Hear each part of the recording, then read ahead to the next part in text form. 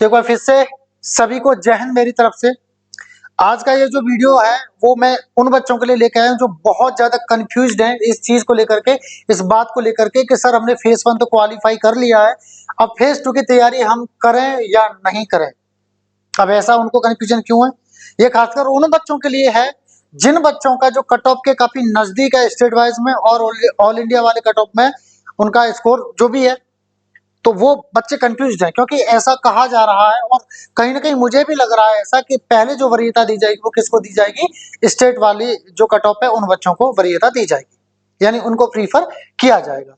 तो all India में जिन बच्चों ने क्वालिफाई किया उनके बहुत ज्यादा सवाल हैं कि सर हम क्या करें, हम ऑल इंडिया में पास हुए हैं और ज्यादा जो है जो वरीयता दी जाएगी यानी प्रीफर किए जाएंगे वो स्टेट वाले बच्चे जो है किए जाएंगे। तो बात आपकी एकदम सही है, ठीक है, मेरे को जो लगता है मैं वो बता रहा हूं, ठीक है।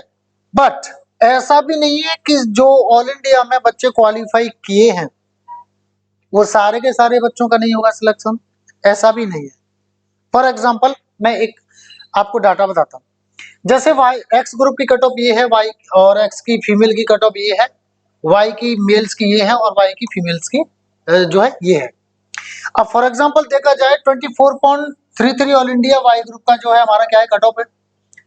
अब किसी बच्चे के मान लो 25 है या 26 है, अब वो बच्चा बहुत कंफ्यूज है कि सर हम क्या करें, फेज 2 की तैयारी करें या आगे की पढ़ाई जारी रखें। तो बच्चों मैं आपको एक जेन्युइन सलाह दूंगा, ऐसे बच्चे जो ऑल इंडिया से 1 या 2 ही नंबर ज्यादा है जिनका, उन बच्चों को मैं सलाह दूंगा कि आप अपनी आगे की पढ़ाई जारी रखो। फेज 2 अगर आप करना चाह रहे हो तो आप कर लीजिए, पर आपके चांसेस काफी कम है, काफी कम है। 100% नहीं है ऐसा मैं नहीं कहूंगा क्योंकि पहली बार ऐसा हो रहा है, मैं कोई तुक्का नहीं लगाऊंगा, पर हाँ आपके चांसेस बहुत कम है। और ये स्कोर अगर जैसे मान लो स्टेट वाइज है वाई ग्रुप का, तो इसके करीब है, इसके करीब है, इसके करीब है ना, तो आपके चांसेस हैं कि आप सिलेक्ट हो जाओगे। मतलब ये जैसे मान लो अगर बात की जाए ये राजस्थान का बच्चा है ना, इसका कट ऑफ इतना गया है और इसके मान लो 27 प्लस है, तो इस बच्चे के चांसेस हैं कि ऑल इंडिया में इसके आ सकते हैं, इसका नंबर आ सकता है। सेम इसके साथ और ऐसा ही इसके साथ, ठीक है ना। तो ये मैं अपने अनुभव से बता रहा हूं बच्चों, है ना। तो ऐसे बच्चे जो हैं जो करीब हैं, जो स्टेट वाइज जो कट ऑफ है उसके करीब उनके मार्क्स हैं, तो उनको तैयारी करनी चाहिए, जरूर करनी चाहिए। क्यों? क्योंकि मैं बताऊं आपको जैसे कुछ राज्य ऐसे हैं जिनमें बहुत ही ज्यादा लो कट ऑफ गया। फॉर एग्जांपल हम बात करें तो महाराष्ट्र की बात करें, एमएच की बात करें, महाराष्ट्र की बात करें तो वहां पर कितना है 12.66 यानी कि 12.66 है। ऐसे बहुत सारे और राज्य हैं, दिल्ली हुआ और भी बहुत सारे ऐसे राज्य हैं जहां पर कट ऑफ काफी ज्यादा कम गया है। इसका मतलब क्या है? इसका मतलब ये है कि वहां के बच्चे जो है कम अप्लाई करते हैं वहां पे और वहां पे वैकेंसी ज्यादा है। जब वैकेंसी ज्यादा है, कम अप्लाई करेंगे तो कट ऑफ क्या आ जाएगा? लो जाएगा।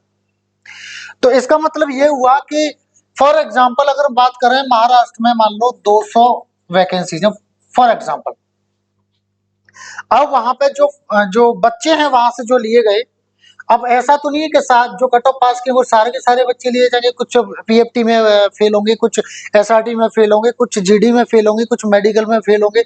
वो जीडी में एसआरटी वगैरह फेल करते हैं, वो ऐसा तो नहीं करते हैं कि इस राज्य का है फेल मत करो, इस राज्य का है फेल कर दो, ऐसा तो नहीं है, वो सभी को करते हैं, कोई बायसनेस नहीं होती है, ठीक है ना। तो ऐसा होगा, पक्षपात नहीं होगा। तो वहां फॉर एग्जाम्पल 200 में से मान लो जो बच्चे हैं वो ले पाए 50 से लेके 80 या 100 मान लो, है ना, ये बच्चे लिए। तो उस राज्य के जो 200 में से 100 बच्चे लिए तो बचे कितनी? 100 जो वैकेंसीज वहां की बची उस राज्य की, वो कहाँ डाली जाएंगी? वो ऑल इंडिया में डाली जाएंगी। कहाँ डाली जाएंगी? ऑल इंडिया का जो कट ऑफ होगा उसमें डाली जाएंगी। तो जो बच्चे इन कट ऑफ्स के आसपास हैंग कर रहे हैं, उनका इन कट ऑफ्स के आसपास जो है स्कोर आ रहा है, वो बच्चे बिल्कुल तैयारी करिए फेज 2 की, उनको मैं सजेस्ट करूंगा। रही बात आगे की पढ़ाई की, तो भैया फेज 2 के लिए आपको 12 घंटे 15 घंटे पढ़ने की आवश्यकता है, ऐसा किसने कहा? आप चाहें तो 1 से 2 घंटा निकाल करके फेज 2 के लिए तैयारी कर सकते हो और पढ़ सकते हो, ठीक है। तो ये तो रहा आपका आंसर, ठीक है। फिर भी आपको कोई कंफ्यूजन है कि सर मैं इस राज्य से हूं, मेरा इतना नंबर है और इतना ये है, मुझे तैयारी करनी चाहिए या नहीं चाहिए, तो मुझे आप जो है इन नंबर्स पर कॉल कर सकते हैं, इस नंबर पर आप मुझे क्या कर सकते हैं, व्हाट्सएप कर सकते हैं। मैं आपका रिप्लाई आपको प्रॉपर दूंगा।